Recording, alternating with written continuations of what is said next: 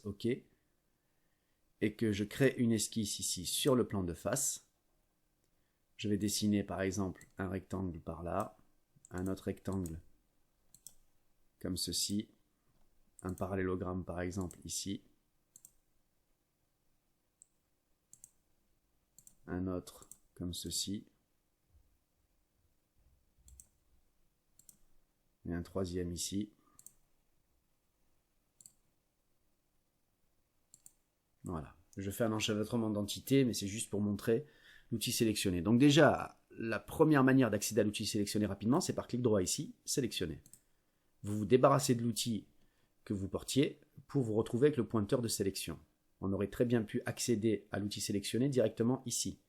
Et comme on peut le voir, il y a plusieurs types de sélection. Ensuite, pour sélectionner, on peut tout simplement cliquer sur une entité. Ici, elle change de couleur et je peux la supprimer au clavier sur la touche supprime. Je vais annuler ceci pour le moment. Pour désélectionner une entité, il suffit de cliquer dans une zone vide de votre zone graphique ici. Ça a pour conséquence de tout désélectionner. Une autre manière de sélectionner, c'est de tracer par clic et glisser ici une fenêtre.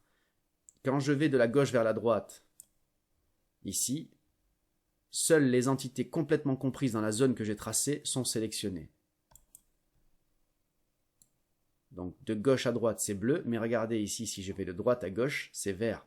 Tout ce qui est dans la zone rectangulaire verte que j'ai tracée sera sélectionné, même s'il n'était compris que partiellement dans cette zone.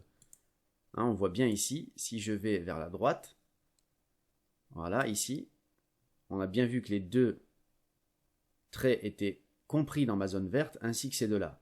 Ceux-ci sont donc sélectionnés, je peux par exemple les supprimer avec la touche supprime du clavier et annuler ceci, cliquer dans le vide pour tout désélectionner. Voilà à peu près ce qu'il faut savoir sur l'outil de sélection de